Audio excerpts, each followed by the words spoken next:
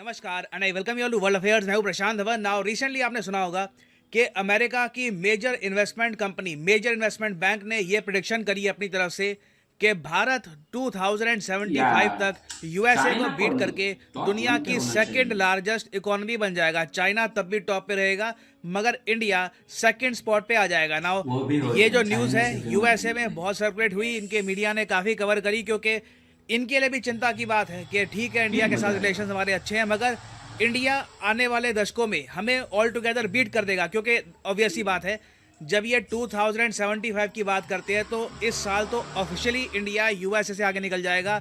उससे पहले भी आप देखोगे, इसका मतलब ये है कि 2050-60 में भी इंडिया यूएस इकोनॉमी के बहुत ज़रा करीब आ चुका होगा। तो इस वीडियो में हम डिस्कस करेंगे कि गोल्डमैन सैक्स ने अपनी रिपोर्ट में कहा क्या है। बाय द वे आप ट्विटर में देखोगे ऑनलाइन कई लोग इस रिपोर्ट की बात कर रहे हैं, कई लोग एस्टोनिश्ड हैं कि इंडिया ये सब कर पाएगा 2075 में। और देखो रिपोर्ट जो है गोल्डमैन सैक्स की, उसमें एक बात ये भी लिखी है कि एक तरफ इंडिया ग्रो कर रहा है, दूसरी तरफ चाइना के जो बैंक्स हैं उन पर इन्होंने कॉल दी है कि इनको बेचना स्टार्ट कर दो, चाइना के बैंक्स में प्रॉब्लम है। ऑब्वियसली ये सब सुनकर चाइना का जो सरकारी मीडिया है ये आज के समय गोल्डमैन सैक्स को टारगेट कर रहा है और ये कह रहा है कि ये लोग एक एंटी चाइना व्यू पॉइंट बना रहे हैं। तो डिस्कस करेंगे इस वीडियो में कि 2075 के लिए इंडिया की क्या प्रेडिक्शंस हैं, इंडिया कहाँ पे होगा, बाकी देश कहाँ पर होंगे और इंडिया की इकोनॉमी इतनी तेजी से क्यों ग्रो करेगी। तो काफ़ी कुछ यहाँ पे आपको जानने को मिलेगा मगर आगे बढ़ने से पहले आपसे क्वेश्चन पूछूंगा। क्वेश्चन ये है, ये सैड न्यूज़ है एक्चुअली,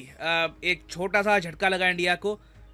आपको यहाँ पर बताना है कि वो कौन सी फॉरेन कंपनी है जिसने रिसेंटली 19.5 बिलियन डॉलर के सेमीकंडक्टर वेंचर से पुल आउट कर लिया है। इस पर मैं एक अलग से वीडियो लेके आऊंगा मगर यहाँ पे बस आपके लिए क्वेश्चन पूछ रहा हूँ कि बताइए किस कंपनी ने इस बहुत ही बड़े प्रोजेक्ट से पुल आउट कर लिया है, खुद को वापस ले लिया है। ये है यहाँ पे आपकी ऑप्शंस, Amazon, गूगल, फॉक्सकॉन या फिर इंटेल। कमेंट सेक्शन में करिए उत्तर, सही आंसर मैं आपको दूंगा वीडियो के एंड में। अच्छा, पहली बात तो गोल्डमैन सैक्स के बारे में आपको थोड़ा बहुत बता देता हूं कि ये क्या है, इसकी इंपॉर्टेंस क्या है। ये विश्व का सेकंड लार्जेस्ट इन्वेस्टमेंट बैंक है। ये डिसाइड करता है कि बिलियंस की इन्वेस्टमेंट कहां पर जाएगी, किस देश में जाएगी।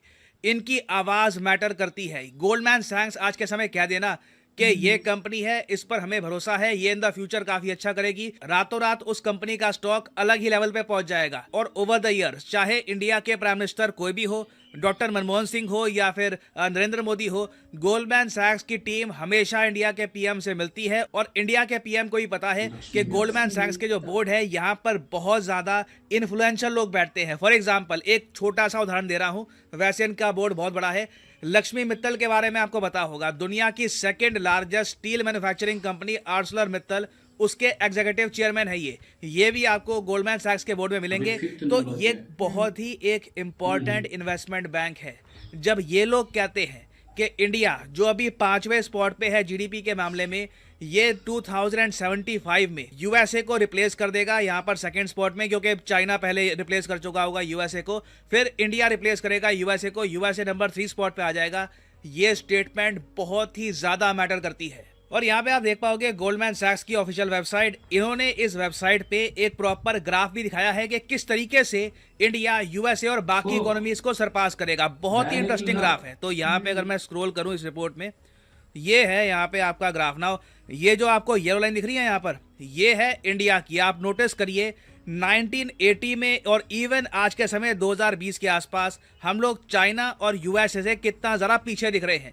मगर गोल्डमैन सैक्स का ये कहना है कि इंडिया जिस तरीके से ग्रो कर रहा है, जिस स्पीड से इंडिया लगातार आगे बढ़ रहा है, पॉसिबिलिटी है कि सबसे पहले 2040 तक इंडिया की जो इकोनॉमी है ये 10 या फिर 12 ट्रिलियन डॉलर्स तक पहुंच जाएगी और उसके बाद ना एक कंटिन्यूअस अपवर्ड स्विंग जाएगा। मतलब कि इंडिया कॉन्स्टेंटली एक बहुत ज़्यादा हाई ग्रोथ रेट पर बढ़ता रहेगा। चाइना और यूएस की जो ग्रोथ रेट है ये काफ़ी हद तक स्टैग्नेट रहेगी और इंडिया आराम से यूएसए को 2075 के आसपास बीट कर देगा। और सबसे ज़्यादा इंटरेस्टिंग बात यहाँ पर यह है कि बाकी जो मेजर इकोनॉमीज़ हैं वो इंडिया, यूएस, चाइना के बहुत ज़रा पीछे चली जाएंगी। बेसिकली इंडिया, चाइना, यूएस ये दुनिया में अलग ही दिखेंगे। दोनों 50 ट्रिलियन डॉलर से भी ज़्यादा की इकोनॉमीज़ होंगी। इसके कंपैरिजन में चौथे स्पॉट पर कौन होगा? यूरोपियन यूनियन, अच्छा। इनकी कंबाइंड इकोनॉमी, यहाँ पर जर्मनी, फ्रांस, सारे जो यूरोपियाई देश है, सबकी कंबाइंड इकोनॉमी अगर मैं बताऊं तो $30 ट्रिलियन के आसपास ये मान के चल रही है। फिर 5वें स्पॉट पे जापान, जो बिल्कुल ही पीछे रहने वाला है। जापान के बारे में तो देखिए, गोल्डमैन सैक्स ने साफ साफ कह दिया है कि इनकी इकोनॉमी में थोड़ा सा, पहली बात तो एक ड्रॉप दिखेगा, उसके बाद बहुत ज़्यादा स्लो ग्रोथ रेट से ही आगे बढ़ेंगे। जापान की इकोनॉमी 2075 तक 7.5 ट्रिलियन रहेगी, तो इंडिया कई गुना ज़्यादा एक बड़ी इकोनॉमी बन जाएगा कंपेयर टू जापान। और ये जो डिफरेंस है ना, इससे मैं आपको क्लियरली ये बता दूं, दुनिया के इकोनॉमिस्ट इवन 2050-2060 के आसपास ये बोलना स्टार्ट कर देंगे कि दुनिया की इकोनॉमी को चलाते हैं big three, India, China, US, बाकी सब बहुत पीछे आते हैं ना। यहाँ पर आप एक सवाल पूछ सकते हैं, ठीक है गोल्डमैन सैक्स ने अपनी रिसर्च करी, लॉन्ग टर्म फोरकास्ट किया भारत की इकोनॉमी का, उसको पब्लिश भी कर दिया अपना ब्रांड नेम लगा करके, हम बैक करते हैं इसको कि ऐसा होगा, पर इससे हमें क्या इससे मिलेगा क्या हमको? देखिए यहाँ पे आपको समझना होगा, जब गोल्डमैन सैक्स ये बात करता है ना, तो विश्व की कई बड़ी कंपनीज अपनी जो इन्वेस्टमेंट की रणनीति है वो इंडिया स्पेसिफिक बनाना स्टार्ट कर देंगी।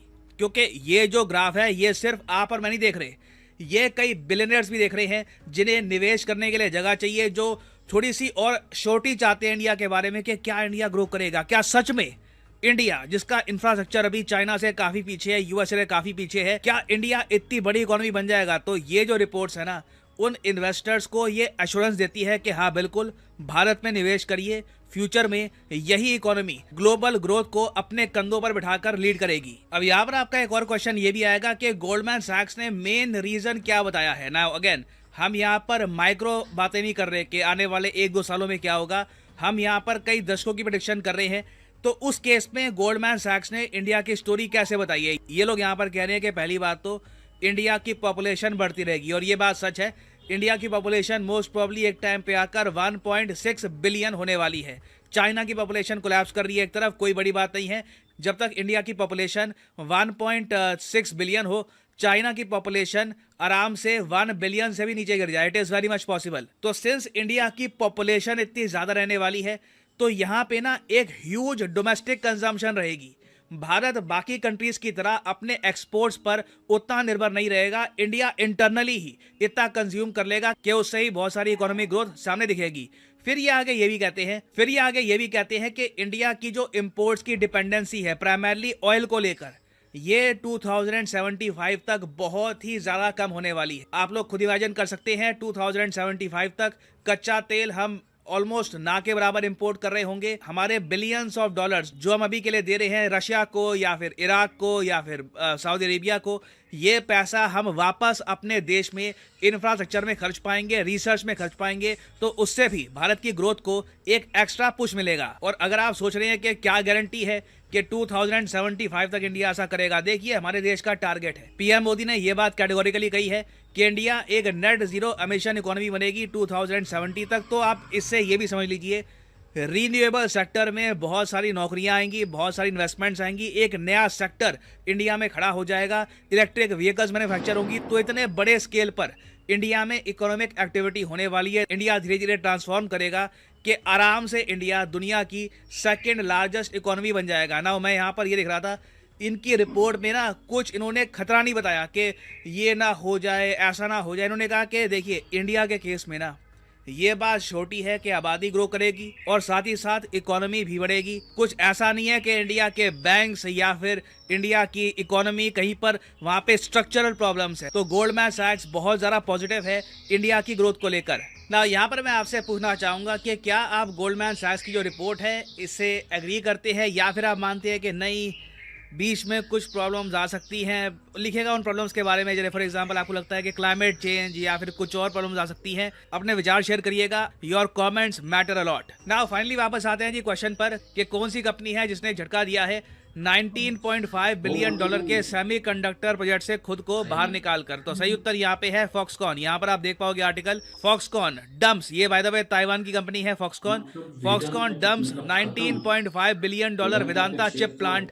और ये बिल्कुल आप कह सकते हैं एक ब्लो है, एक झटका है टू इंडिया। इस पर मैं एक अलग से वीडियो कुछ ही देर में आपके लिए ले आऊंगा। और फाइनली यहाँ पर मैं ये भी ऐड कर दूं कि आप किसी भी एग्जाम की तैयारी कर रहे हैं, चाहे एसएससी, यूपीएससी, बैंक, आप परचेज कर सकते हैं अनअकैडमी के क्वालिटी कोर्सेज।